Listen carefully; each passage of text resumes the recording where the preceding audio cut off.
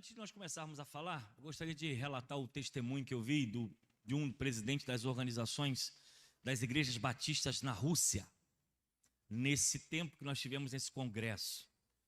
Eu não vou repetir o nome dele, porque o nome dele é complicado demais para falar, mas era um pastor batista na Rússia, já imagina, né? E dentro dos testemunhos que ele falou, algo que nos impactou, foi em relação à importância do evangelismo pessoal. Algo que nós precisamos resgatar na nossa vida. Porque muitas vezes nós transferimos essa missão para o culto público e esquecemos que muitas vezes lá na avenida, no trem, no ônibus, no trabalho, tem alguém com pensamento suicida, tem alguém com pensamento de morte, tem alguém com pensamento com depressão, com ansiedade. E muitas vezes nós temos a palavra da vida e nós não falamos para essas pessoas. Aí ele contou um relato que ele estava indo para a igreja, pegou carona num caminhão e foi em direção à igreja lá na Rússia. E esse caminhão quebrou. Ele não podia atrasar, desceu do caminhão e foi andando por um vale, tipo uma floresta que tinha na região. E ele tinha que chegar na igreja o mais rápido possível. E aí ele caminhando encontrou um rapaz que passou de carro, chamou ele para entrar no carro e eles saíram conversando, deu carona a ele para ir em direção à igreja. E nesse caminho o rapaz começou a conversar quem ele era, ele falou que era pastor. Aí o rapaz falou que não acreditava em Deus, não acreditava, aí começou a colocar os seus apontamentos. E no final da sua fala, para mim poder encurtar aqui, ele pede oração, dá o nome da pessoa, fala, ore por essa pessoa, a empresa dele quebrou, ele está doente, perdeu a família, e ele tem pensado todo o tempo em suicídio, e ore pela vida dele. O pastor, então, quando chegou na igreja, orou dentro do carro por aquela pessoa que ele havia pedido, e foi para o culto. Passou o culto, momento do culto. No final, o pastor despedindo da congregação, esse rapaz que tinha dado carona a ele estava na igreja. E ele falou, rapaz, você ficou, você voltou? Aí esse rapaz que deu carona disse para ele, olha, eu sou o rapaz que você orou aquele pedido que eu fiz, na verdade era para mim. Eu estava lá na floresta, já numa corda, eu ia tirar a minha vida, quando eu vi você passando. E veio no meu coração o desejo de falar com a última pessoa, conversar com a última pessoa antes de eu tirar a minha vida. Só que agora tudo mudou, depois da sua oração, depois da sua palavra. Eu quero seguir esse Deus, eu quero servir esse Deus. Hoje ele é missionário na Polônia. Então o que mais interessante é que Deus, para salvar uma pessoa, ele quebra até caminhão. Para Deus salvar uma pessoa, ele quebra até caminhão. Porque se ele não sai do caminhão, não anda a pé naquela floresta, ele não ia encontrar esse rapaz que ia se suicidar lá. Então, irmãos, veja bem. Há coisas que acontecem à nossa volta que a gente não vê e não sabe, mas Deus sabe. Há pessoas que Deus traz para a gente que a gente acha que por acaso, é uma coincidência. Às vezes não. Às vezes você vai trabalhar na vida de alguém e você nem vai ver o resultado. Você nem vai ouvir o testemunho, mas com a certeza de que Deus vai usar a sua vida de alguma forma para plantar semente no coração dele. Então, é muito importante a gente começar a pensar sobre isso. As pessoas que passam por você, pode ser o último dia da vida delas. As pessoas que passam e conversam com você, pode ser o último dia da vida delas. Você não sabe. Amanhã você vai para o trabalho, vai encontrar uma pessoa, pode ser que essa pessoa não chegue até o final da semana, mas você vai ter a oportunidade de ministrar o amor de Deus. Então, pense sobre isso. Você é um agente de transformação, aonde você está. Porque o poder do Espírito Santo está sobre a sua vida, está sobre a sua casa. Então, pense sobre isso, ore sobre isso, e eu tenho a certeza que Deus vai abençoar grandemente o seu coração. Queria só deixar esse relato, porque teve mais detalhes, mas o tempo não nos ajuda nessa manhã. Convido você a abrir Filipenses capítulo 3.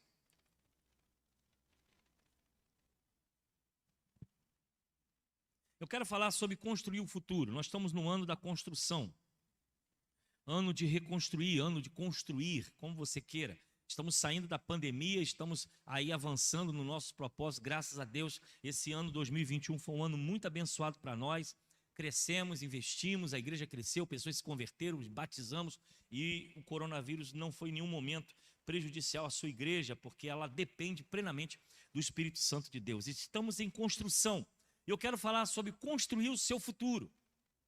Construir o seu futuro, eu quero usar exatamente as palavras do apóstolo Paulo e Timóteo, né, servo de Jesus Cristo, aqui nessa carta, eles conversando, Paulo escrevendo, o capítulo 3, a alegria cristã.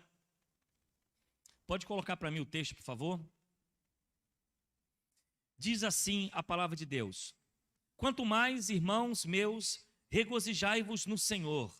Não me aborreço de escrever-vos as mesmas coisas, e é segurança para vós.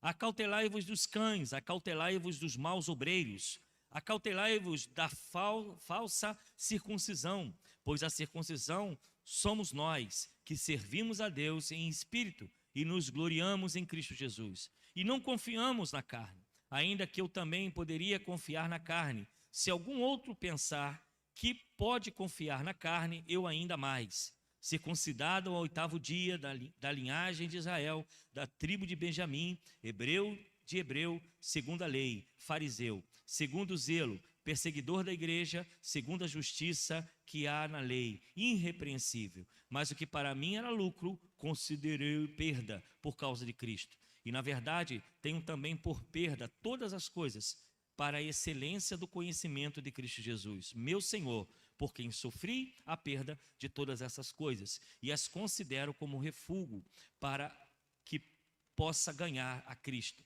e seja achado nele. Não tenho justiça própria que vem da lei,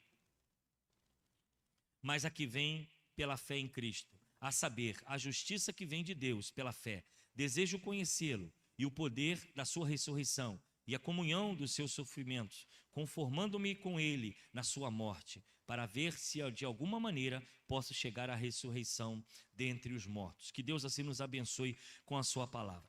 Essa é uma carta mais pessoal do apóstolo Paulo, segundo alguns teólogos. É uma carta que fala sobre alegria, é uma carta que fala de alegria em tempo de luta, porque Paulo está exatamente preso nesse tempo que ele está escrevendo essa carta, o qual está motivando a igreja de Filipenses a manter a alegria. E é interessante manter a alegria, estando preso, tendo todo um caos instalado à sua volta. A carta, ela apresenta uma preocupação para com os cristãos que estão sendo perseguidos, que estão sendo mortos por causa do Evangelho. E essa carta, ela vai trazer uma visão de sonhos futuros. Uma visão da ressurreição, uma visão de uma vida com Deus, mas Paulo está preso. Uma visão de um futuro de sonhos, mas Paulo está preso. Um sentimento de desejo, de felicidade, de alegria, mas Paulo está preso. E a pergunta que fica no nosso coração nessa manhã: o nosso futuro. Do que será feito o nosso futuro? Quais são as características necessárias para construir um futuro dos sonhos? E se eu perguntar agora nessa manhã, qual é o seu futuro de sonho? Você vai falar: olha, eu quero saúde, quero riqueza, quero conforto. Quero terminar a minha vida na beira de uma praia, olhando para o mar, sentadinho, aposentado, curtindo a vida. Ou então você pode ter um futuro do sonho: não, quando eu deixar de trabalhar, quando eu acabar os meus projetos, eu vou viajar muito, vou conhecer o mundo, vou rodar. Tudo isso são sonhos, projetos, talvez um sonho e um projeto futuro. Um sonho, né? Um futuro de sonho que talvez esteja no seu coração. Mas Provérbio capítulo 24 diz o seguinte: o preguiçoso não ara a terra na estação própria, mas na época da colheita procura e não acha nada. Vou repetir: o preguiçoso não ara a terra na estação própria, mas na época da colheita ele procura e não acha nada. Se nós olharmos, por exemplo, a fala de Kemi Lambert, ele diz: daqui a um ano você pode desejar ter começado hoje. Sonhar, todos nós sonhamos com o futuro dos sonhos, mas esse futuro dos sonhos exige de nós trabalho, muito trabalho. Às vezes essas pessoas só acham que trabalhar é sonhar. Não, o sonho ele pode ser construído, ele pode ser desenvolvido, para que no futuro você possa então desfrutar daquilo que o Senhor esteja lhe proporcionando. Eu estava conversando com algumas pessoas, muitas vezes nós deparamos com pessoas que chegam na igreja e pedem cesta básica. É claro que todos nós somos sujeitos a passar problemas, a dificuldades, um desemprego, uma crise e tal. Mas há muitos dos casos, se você olhar e perguntar o que essa pessoa fez da sua juventude, o que ela construiu para quando a idade chegasse. E muitas vezes foram baladas, foram festas, foram bebidas, foram badernas. E muitas vezes nós queremos um futuro de sonhos, mas nós não queremos construir esse sonho. E construir um sonho dá trabalho. E quando nós olhamos aqui esse texto, a Carta da Alegria, algumas características para o futuro dos sonhos, né? Para um futuro que nós sonhamos. Algumas características que nós precisamos manter hoje, para que o seu sonho, o seu projeto, aquilo que você pensa no futuro aconteça. E Paulo está exatamente nessa carta trazendo uma visão sobre a alegria cristã. Não uma alegria feita por momentos de êxtase, de festas, de contentamento, mas também alegria no sofrimento, porque Paulo está preso. O seu futuro dos sonhos não se limitava às coisas que ele estava vendo, a que estava à sua volta. Ele não se prendia ao fato de estar preso, torturado, ameaçado ou sendo perseguido. Paulo mantinha uma alegria plena naquilo que ele era, em quem ele acreditava. Porque durante o processo de ir ao seu futuro, Paulo manteve algumas características que eu quero compartilhar com você hoje. Primeiro, do que é feito aquele futuro dos sonhos que você tanto deseja? Primeiro, uma alegria inabalável. Vou repetir, uma alegria inabalável. Ele diz, capítulo 3, versículo 1, para terminar, meus irmãos, sejam alegres por estarem unidos com o Senhor. Paulo está preso. E a sua alegria não está na situação que ele está vivendo, não está no conforto, ou na riqueza, ou no poder, ou na fama. A sua alegria inabalável está exatamente em quem ele acreditava e confiava. A sua fé estava alicerçada em Cristo. A alegria de Paulo, para o nosso entendimento do futuro, deveria passar por uma alegria constante. Uma alegria constante não por coisas que temos ou possuímos ou que conquistamos, mas exatamente naquilo que nós acreditamos, estar em Cristo, viver em Cristo. E eu quero, irmãos, trazer para você que nessa manhã, para que você tenha um futuro próspero, um futuro dos sonhos, você precisa ter uma alegria inabalável. Sabe por quê? Porque não importa o que vai ser o seu futuro, com a sua alegria inabalável em Cristo, pode vir doença, pode vir dificuldade, perda das pessoas que nós amamos, mas nós não seremos abalados por aquilo que vem contra nós. Porque o nosso futuro de descanso, um futuro próspero, não importa o que as pessoas falam, o que dizem, o mercado econômico ou político, a nossa alegria está sendo inabalável exatamente por estarmos unidos em Cristo. A alegria inabalável vem de uma fé que não se abate com a circunstância.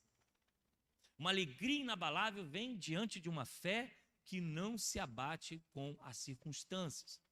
Infelizmente, diante desse tempo que nós vivemos, de coronavírus, nós podemos pensar de pessoas que se abateram, perderam coisas, perderam pessoas e perderam a sua fé.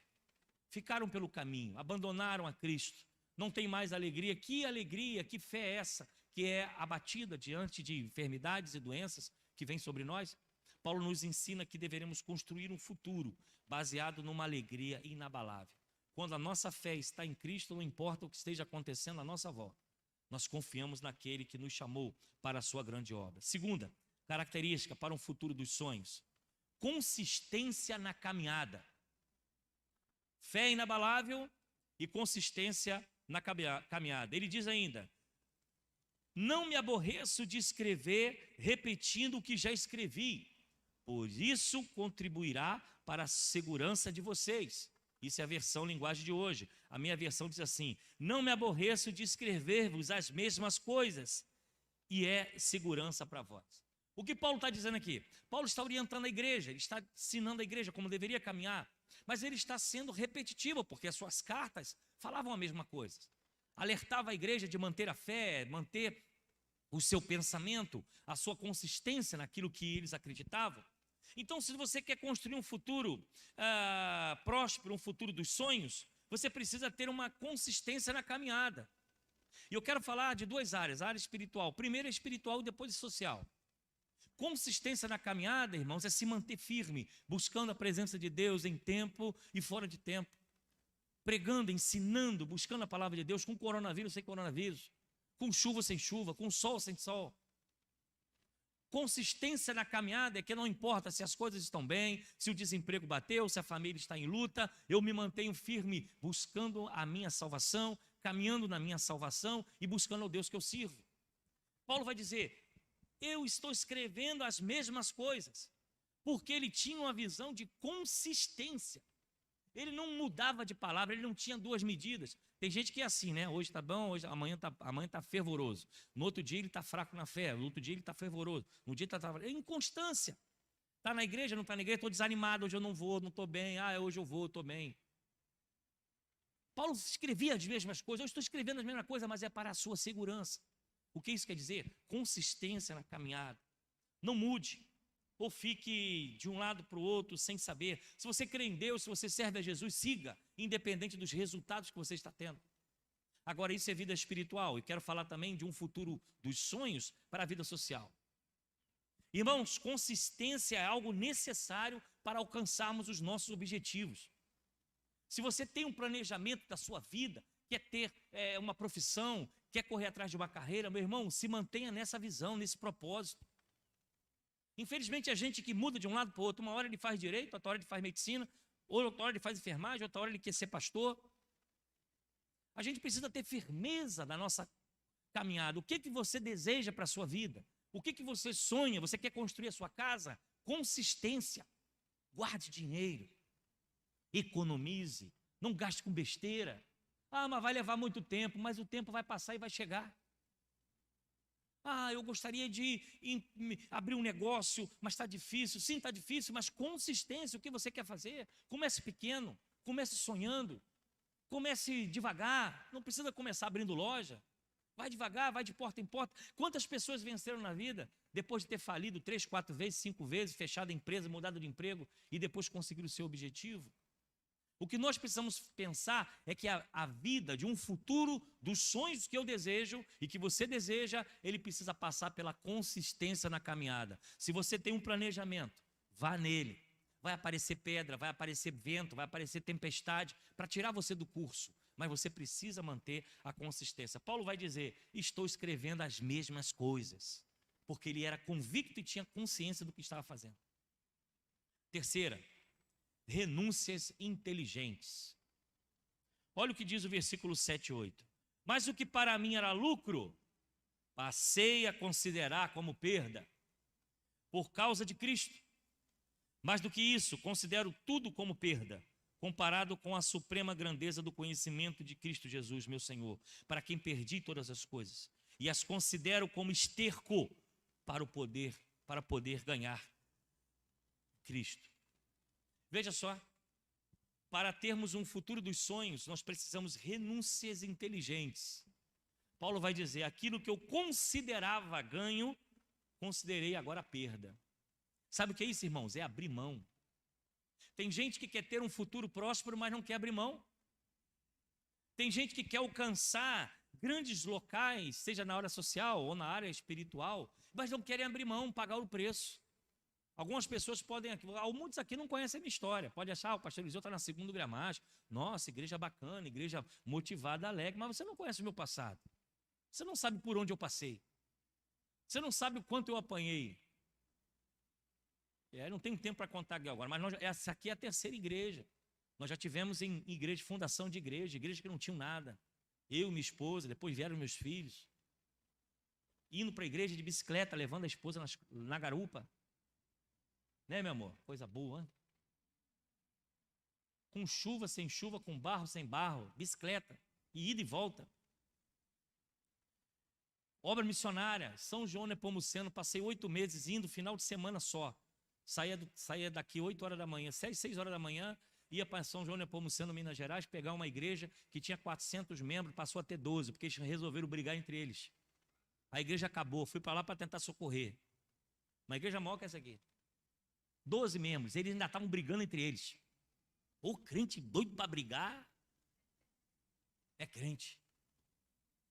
Vamos para lá, 8 meses, indo, sexta, sábado, almoçava na casa dos mineiros, comida boa, depois ia visitar à tarde, culto à noite. De manhã cedo, EBD. à tarde visita, à noite culto, saía de lá 2 horas da manhã, chegava no Rio de Janeiro mais ou menos 5 horas, pegava direto no trabalho. Olho vermelho, 8 meses fazendo isso. A igreja depois se recuperou, 40 membros conseguiram se manter, aí a igreja, deixei a igreja lá, foi quando veio um pastor de Juiz de Fora para assumir a igreja, para tentar tocar. Encontrei pastor César, que foi aquele que eu ia pela Central de Caxias. Encontrei pastor César no evento. E aí, César, como é que está a igreja? Estão brigando até hoje.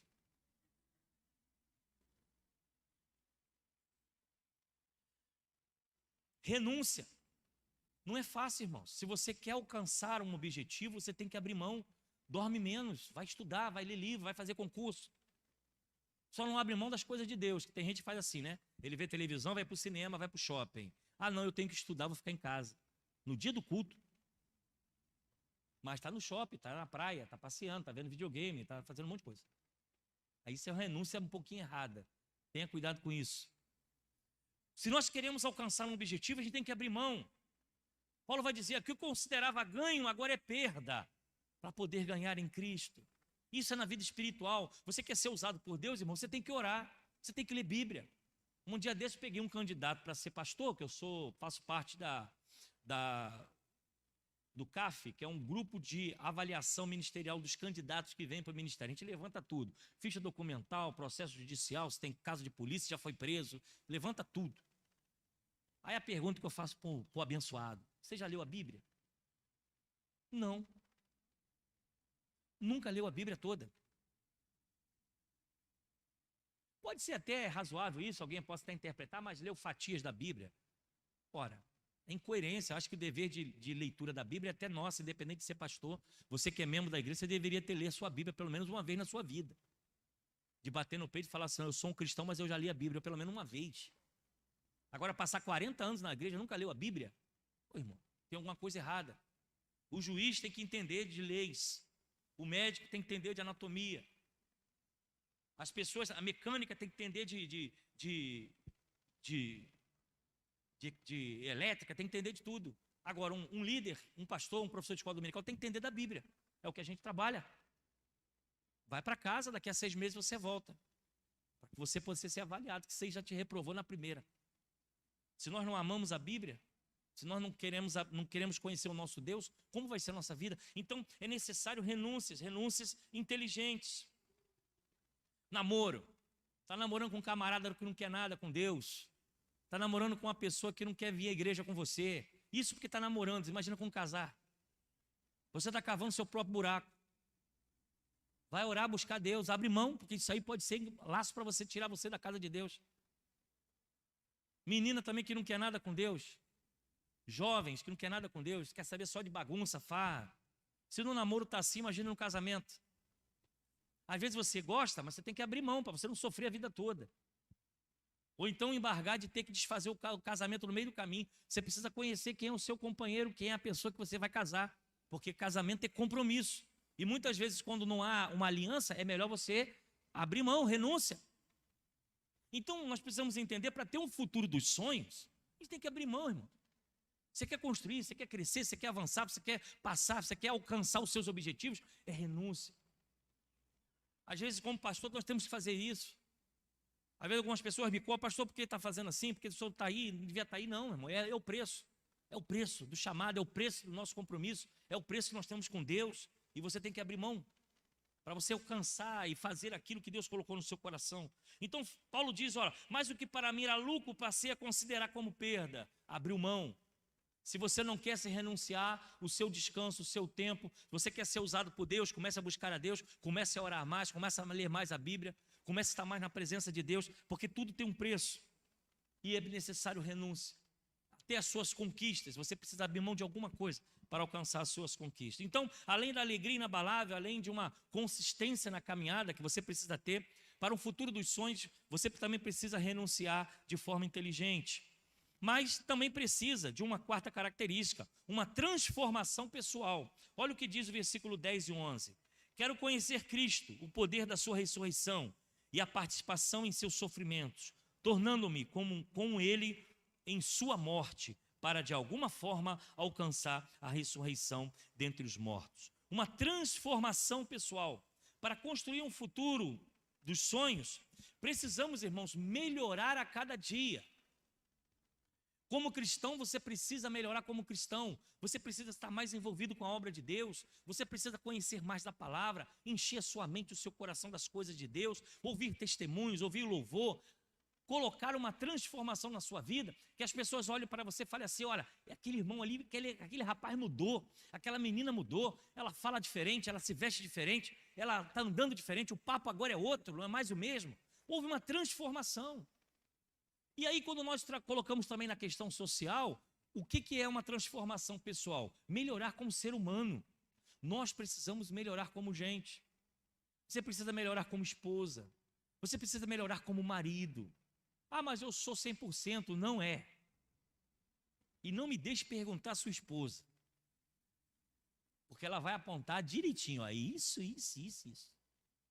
A começar que você deixa a toalha na sala, roupa jogada pela casa, ela vai começar por aí. Não ajuda a lavar a louça. Nós precisamos entender que para termos um futuro dos sonhos, nós temos que mudar.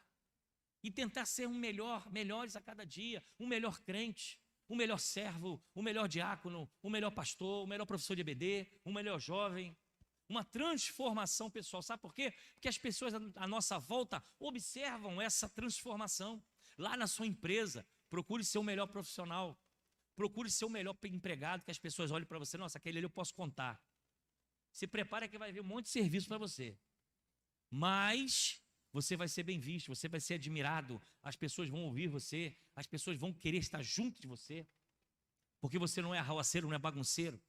Então a transformação pessoal também nos leva a um futuro dos sonhos. Não tem coisa melhor do que você ser admirado pelas pessoas, admirado de uma forma simples, né? Assim, poxa, gosto de estar com aquele camarada ali, gosto de estar com aquela moça ali, fala bem, poxa, traz uma tranquilidade para a gente vai avançando para o futuro e as pessoas estão sempre à nossa volta, porque sentem alegria e satisfação de estar com a gente. Agora, quando a gente é irresponsável, não quer mudar, é ignorante, é grosso, é irresponsável, as pessoas querem distância. Não quero saber disso aí, não. Isso aí é o maior problema. Não bate nem foto com ele, porque se for para a rede social, eu estou queimado. Tem isso, gente? Tem ou não tem? Ó. A vida espiritual, ela precisa viver uma visão de Deus, uma nova história. Nós precisamos tentar melhorar. Tem que ter uma cobrança do nosso coração. Eu vi lá no congresso, quando nós oramos pouco, escuta aí, segura aí, pega a visão. Quando nós oramos pouco, nós confiamos mais em nós e menos em Deus. É dura essa frase, mas é a verdade. Quando nós oramos pouco, nós estamos confiando na nossa força, porque nós não estamos confiando em Deus. E se nós estivéssemos confiando em Deus, nós orávamos muito mais. Então essa questão de vida espiritual, viver uma nova visão com Deus, nós precisamos melhorar. Dá uma olhadinha na sua casa, vê a sua família, vê o seu trabalho, olha você como crente, faz um check-up espiritual e vê como é que você está. Está 100%? Está bem? É exemplo. As pessoas podem seguir os seus passos. Você é referencial para alguém? Alguém se sente motivado a ouvir você falar? Alguém se sente feliz ao estar ao seu lado? Uma transformação pessoal nós precisamos ter. E isso é uma visão. Aqui o texto vai dizer, né, ele pretende conhecer a Cristo, né, através da sua ressurreição. Então Paulo quer se aproximar mais, ele quer conhecer mais, ele quer se envolver mais.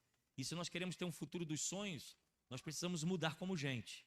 Seja o melhor empregado, seja uma melhor esposa, um melhor esposo, um filho exemplar. Seja um servo de Deus exemplar, busque a Deus e o seu futuro, você vai ver que será um futuro de sonhos e próspero. E o último, uma indignação santa. Olha o que diz o versículo 12. Não que eu já tenha obtido tudo isso, ou tenha sido aperfeiçoado, mas prossigo para alcançá-lo, pois para isso também fui alcançado por Cristo Jesus. Não se acomode, meu irmão. Não se acomode com a sua vida. Não se acomode com a sua vida espiritual. Não se acomode com a sua vida profissional. Não se acomode com a sua vida entre marido e mulher, entre filho. Sempre esteja motivado a buscar o melhor. Sempre esteja ativo em buscar sempre o melhor em primeiro lugar. A gente precisa, irmãos, parar com esse negócio de coisa pequena. A gente tem que pensar grande. Deus é Deus de coisas grandes. Deus é Deus de promessa na nossa vida. É claro que nós temos que viver contente com tudo aquilo que o Senhor nos dá. Mas a gente precisa sair desse comodismo. Sair desse negócio de dar qualquer coisinha, dar qualquer gambiarra resolve. A gente precisa ter uma indignação santa. Ele diz, não que eu tenha alcançado, mas eu prossigo para alcançá-lo. Paulo está dizendo aqui, eu vou à luta, eu vou nessa direção, eu vou nesse foco.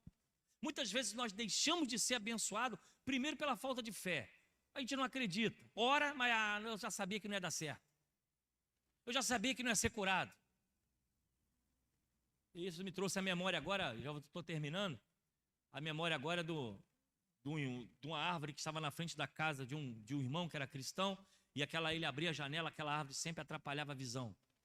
E ele ouviu a mensagem, né, que com oração e fé, até montes seriam removidos. Ele pensou, o que custa uma árvore? Não é nada. Foi orar. Senhor, essa árvore está tirando a minha visão. Fechou a janela, foi dormir. No dia seguinte ele abriu, a árvore estava lá. Ele orou de novo, Senhor, tire essa árvore. Eu creio que o Senhor pode remover montanhas, quanto mais uma árvore. Fechou a janela, foi dormir. No dia seguinte abriu a janela, a árvore estava lá. Ele orou, estendeu a mão de novo, Senhor, eu creio que o Senhor pode remover montanha, quanto mais uma árvore. Tire essa árvore daqui que está atrapalhando a minha visão. Fechou a janela, foi dormir. No dia seguinte ele acordou, abriu a janela, falou assim, eu já sabia que não ia sair daí mesmo. Essas coisas, pode parecer brincadeira, mas é reais. Muitas vezes a gente ora por uma dor de cabeça, mas não ora para o câncer. A gente tem fé para curar a dor de cabeça, mas não tem fé para curar o câncer. A gente ora meia boca. Uma indignação santa é tirar a gente do lugar. Senhor, eu creio que Tu és o Deus de fazer milagres. Senhor, Tu és o Deus que eu creio que pode fazer o mar se abrir. Uma indignação santa é dizer, eu prossigo para o alvo. É crer no impossível. Tem gente que está acomodada, as notícias ruins chegam, aceitam, absorvem e levam para casa. Nós não podemos agir dessa forma. Eu não sei o que está acontecendo, eu não sei o que está dizendo, Senhor, mas eu creio que Tu podes fazer um milagre. Eu creio que Tu podes abrir portas. Eu creio que Tu pode fazer com que a minha empresa avance. Eu creio nesse concurso. Eu acredito que o Senhor pode me dar essa porta que aí vai se abrir. O Senhor vai me restaurar o meu casamento, a minha vida. Mas é preciso haver uma indignação santa. Não uma indignação para quebrar tudo, revolta, não. Mas é não ficar no comodismo. Às vezes a sua luta que você está passando, irmão, Deus está te chamando para você orar mais. Deus está te chamando a você brigar com Deus na oração.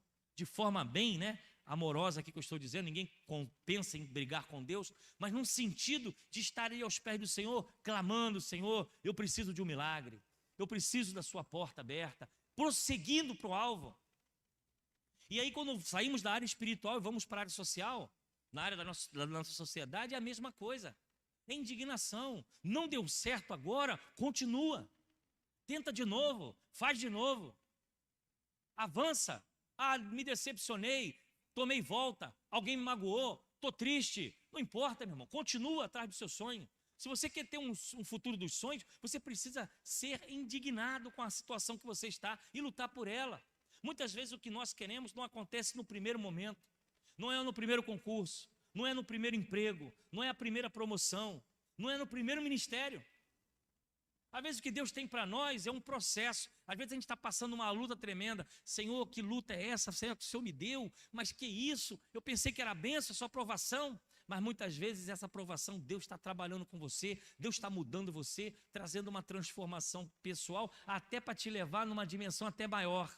Se você pegar José preso, se você pegar tantos outros profetas que foram primeiro lapidados para depois Deus colocar como excelência, mas essa indignação, ela precisa estar dentro do nosso coração. Busque ser bênção, faça amigos, se envolva com a obra de Deus, gaste sua vida com a palavra, viva a vida intensa na obra de Deus e viva uma vida intensa também em sociedade, porque Deus nos deu esse direito. Se você pode passear, passeie. Se você pode avançar nos seus sonhos, nos seus projetos, faça isso. Mas faça sempre reconhecendo a grandeza de Deus. Busque os seus desejos, busque os seus interesses, mas coloque sempre a vontade de Deus em primeiro lugar. O que Paulo vai dizer é exatamente isso. Olha, não que eu tenha alcançá-lo, Não que eu tenha conquistado ou me aperfeiçoado, mas eu prossigo para alcançá-lo. Paulo vai colocar no coração essa indignação santa. Ele não está acomodado. E eu quero terminar com a frase de Gillian Mitchell. Fique confortável em ficar desconfortável. Fique confortável em ficar desconfortável. Ficar desconfortável, irmãos, é a melhor coisa que pode acontecer na nossa vida. Porque a gente começa a mudar. Quando começa a nossa casa a ficar desconfortável, a gente começa a pensar melhorar ela, não é verdade? Vamos fazer aqui uma pintura, vamos trocar o sofá, vamos mudar. Quando a gente começa a ficar desconfortável com o que ganha, o salário que ganha, você começa a buscar ganhar mais. Ou você vai buscar um outro emprego, ou você vai buscar uma renda à parte. Vai vender alguma coisa, vai fazer alguma coisa, porque você está desconfortável. Quando você está espiritualmente desconfortável, que você sabe que Deus está te chamando, Deus te deu dom, Deus te deu talento, Deus está te dando algo para frente, você está desconfortável com isso, você sabe, não, eu tenho um chamado, Deus me deu isso, mas eu ainda não estou me sentindo confiável. Então você fica desconfortável com aquele sentimento e vai buscar preparo, vai buscar conhecimento, vai buscar espiritualidade, vai buscar oração. Quando você sente, eu não posso pegar esse carro e dirigir, porque eu não estou confortável com ele, você vai se preparar antes. Então todo desconforto tira a gente da zona da acomodação. Já viu a águia? A águia pega o filhotinho e está lá no ninho, né? Comendo comidinha na boca é mole. Está de biquinho aberto lá, a águia vem, joga lá. Chega uma hora, acabou para você, filhote. A águia vai lá, ó, com o biquinho, ó, tum, o malandro cai lá de cima. Se vai voar, se não vai voar, é problema dele. Só que na caminhada do desconforto da queda, ele começa a sair do ninho, ele começa a bater asa, ele começa a sacudir, então ele faz o seu primeiro voo. Agora, quando a gente quer ficar no ninho, só com aguinha na boca, só com comidinha, a gente nunca vai crescer, nunca vai voar alto, nunca vai conhecer o ambiente que nós estamos. Então, irmão, se você quer construir um futuro dos sonhos, guarde isso no seu coração. Essas 5 características que eu quero que você guarde. Primeiro, uma alegria inabalável. Quando você está motivado e alegre, nada para você. Segundo, consistência na caminhada. Se você começou, termine. Se você está avançando, continue avançando. Não pare. Renúncias inteligentes. Tire aquilo que pode atrapalhar a sua vida espiritual, a sua vida social. Se afaste daquilo que possa atrapalhar você. Quarto, transformação pessoal. Seja melhor cada dia. O melhor servo, o melhor empregado, o melhor patrão, o melhor pai de família. Seja o melhor. E último, tenha no seu coração o entendimento de uma indignação santa, que é exatamente não estar acomodado com aquilo que com aquilo que está acontecendo com a sua vida. Deus tem muito mais para você. Deus tem muito mais para a sua família. Deus tem muito mais para a sua vida espiritual. Deus tem muito mais para o seu ministério. Mas enquanto você ficar acomodado, levando a vida como você está levando, você não vai ter um futuro dos sonhos e nem vai alcançar altos voos. Guarde isso no seu coração. Que Deus abençoe a sua vida. A você que está pela internet, Deus abençoe a sua vida. Convido você para estar aqui conosco. O culto presencial é sempre melhor. Você consegue ver os seus irmãos, seus amigos. E à noite, 18h30, nós estamos aqui para mais uma palavra para o seu coração. Feche seus olhos, nós vamos orar. Eu não sei qual é o projeto que você tem para o futuro. Não sei o que você tem sonhado. Aonde você vai estar daqui a 10 anos, eu também não sei. Mas você já pensou sobre isso? Onde é que você vai estar daqui a 10 anos, daqui a 20 anos? Qual o futuro que você deseja para você? Qual o futuro que você deseja dos seus sonhos? Você precisa construir hoje, começar hoje, a sonhar hoje e sair da acomodação, do descaso, dos gatilhos, né? E manter consistência na caminhada. Eu creio uma coisa, irmãos, Deus é Deus de milagres. Deus é Deus de abrir porta, Deus é Deus de fazer acontecer. Muitas vezes o sonho que está no seu coração não é nem você, é Deus que está colocando aí para você acordar. Talvez está no seu coração, esse desejo está no seu coração, é o que Deus tem colocado para você e tem cobrado a você. Sai desse marasmo. Vem buscar, vem orar, vem clamar. Se esforça, luta. Deus tem coisa grande para a sua vida. Mas se você deseja um futuro dos sonhos, você precisa começar hoje. Senhor, nós queremos agradecer ao Senhor pelos cuidados que o Senhor tem tido com a nossa vida. Senhor, nos ajuda, Pai, nesse tempo de desafios, de dificuldades, a sair do marasmo, do comodismo, de estar satisfeito com qualquer coisa. É claro que agradecemos ao Senhor o que o Senhor tem nos dado, mas nós sabemos que Tu és o Deus de milagres, e eu quero orar pela juventude desta igreja, pelos adolescentes, pelos jovens que têm um futuro pela frente.